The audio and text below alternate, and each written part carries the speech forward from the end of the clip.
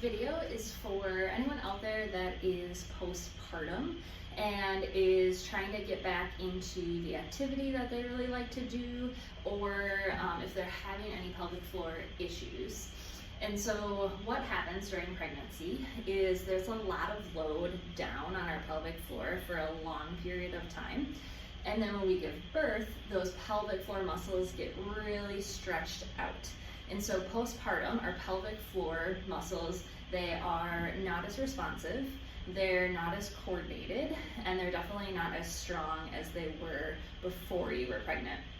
And one thing we can do to really help your pelvic floor is start to work on impact training. This is going to help make your pelvic floor more responsive, more coordinated, and help it be able to really generate stiffness. And so if you are really early postpartum and you're wondering kind of how do I start to work on incorporating impact back into my life, we're going to start really low level and take gravity out of it. And so we're going to start down on the ground. I'll start people with mountain climbers or plank jacks. So down on the ground without gravity, a plank jack would look like feet are just going to go out to the side, or a mountain climber where we're just switching those feet back and forth. I'll typically have people work like 3 sets of 30 to 45 seconds. And again, the sets and reps can always be adjusted to kind of meet you where you're at. Once you've done that for a week or two, and if that feels good, then you can progress to the next step. So now we're going to be up on our feet, and a good place to start impact on your feet is just with a really small squat jump. So if we just come down and up, and just that little bit can be a nice place to start to work on challenging your pelvic floor. If that feels good, you can go to a bigger squat jump.